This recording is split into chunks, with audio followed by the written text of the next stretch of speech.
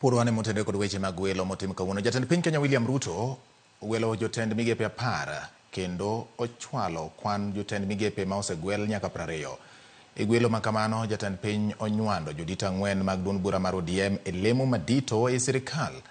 Jatend piny ogwelo jakom ODM John Mbadi e lemo mar jatend migawo mar omenda, jatend kweth jood bura manok Opiyo Wandayi e lemo mar migawo mar teko, ka jalupo gai mar ODM Hassan Joho gi Wycliffe Oparanya bende omi lemo. Chris Owino nigi lero.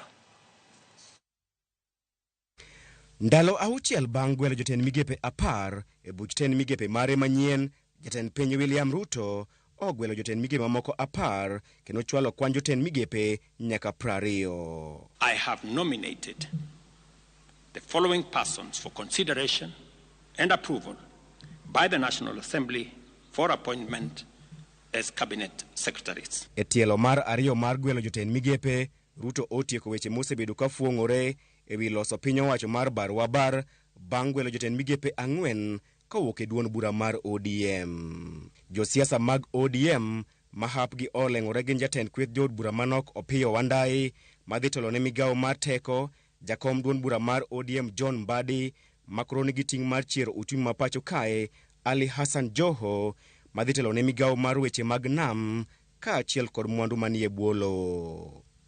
I have now forwarded the name of John Mbadi Ngongo to the Ministry of National Treasury and Economic Planning, Salim Mvuria Mgala, Ministry of Investment, Trade and Industry, Ms. Rebecca Miano, Ministry of Tourism and Wildlife, the Honorable James Opiyo Wandayi, Ministry of Energy and Petroleum. Governor machon ma Kakamega kendo jalup ogai mar ODM Wycliffe Oparanya dhi chung' ni migawo mar riwruoge saga poni od bura opuodhe. The Honorable Hassan Ali Joho, Ministry of Mining, Blue Economy and Maritime Affairs. The Honorable Dr. Alfred Nganga Mutua, Ministry of Labor and Social Protection. The Honorable Wycliffe Oparanya, Ministry of Cooperatives and Micro, Small and Medium Enterprise Development. Jatend piny bende ogwelo jatend migawo machon mar wuoth Kipchumba Murkomen e lemo mar rowere kod tuke, jatend migawo machon mar ohala Rebecca Miano koro dhi konyo piny Kenya e ywayo jolimbe mathoth e okenge mar tego siling mar Kenya. The Honorable Justin Bidan Njoka Muturi, Ministry of Public Service and Human Capital Development. Aton General machon Justin Bidan Muturi oduogo e serikal e lemo mar jotich mag serikal e kinde ma Alfred Mutua to koro dhi telo ne jotich kaachiel gi Salim Mvuria madhi telo ne migawo mar ohala. Sura manyien e buch jotend migepe en Stella Langat ma opod ne lemo mar kido kod timbe oganda. Madam Stella Soy Langat, Ministry of Gender, Culture, Arts and Heritage.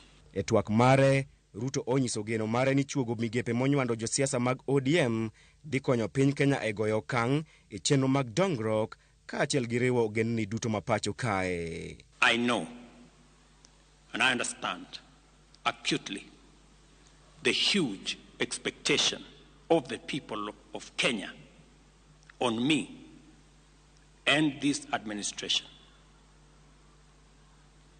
And I equally understand that that responsibility can be made easier if we work together as a nation. And as I said, the opportunity we have to work together across political lines, across different divisions, is much more greater than the challenge and the crisis we have in our hands. Jatend piny bende osingo madhi nyime kod timo lalruok gi jotelo mawuok e riwruoge mag siasa mopogore opogore e chwalo piny Kenya mbele. I take this opportunity to express my appreciation for their commitment and reiterate my pledge to engage alongside them in a national conversation that is inclusive, citizen-centered, and aimed at consolidating and accelerating the actualization of inclusive growth and national transformation.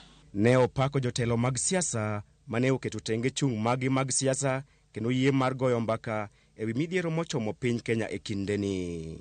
Their willingness to set aside partisan positions and interests in order to join a visionary partnership for the radical transformation of Kenya is a historic gesture of their patriotism. Okang' makamano koro yango ni jotend migepe 12 mane oteng' lwetgi mogo ok dhi duogo e sirikal.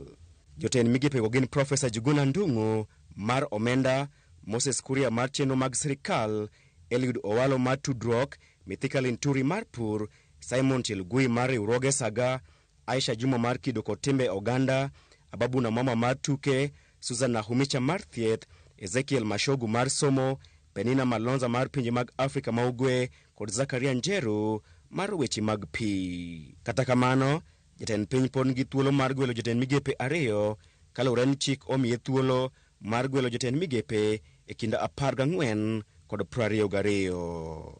I am still working on the other pending nominees, and I will be announcing them shortly. Nyakwa Ramogi, jodongo ne ogoyo ngero ni piny jalworore. Higni 11 bang' oganda jo Kenya goyo riti ne piny owacho mar barwabar. Piny Kenya ochomo kendo kama dhi bedo kod piny owacho mar barwabar bang' jatend piny William Ruto gwelo josiasa mag ODM e piny owacho mare. Chris Owino, Ramogi TV, State House, Nairobi.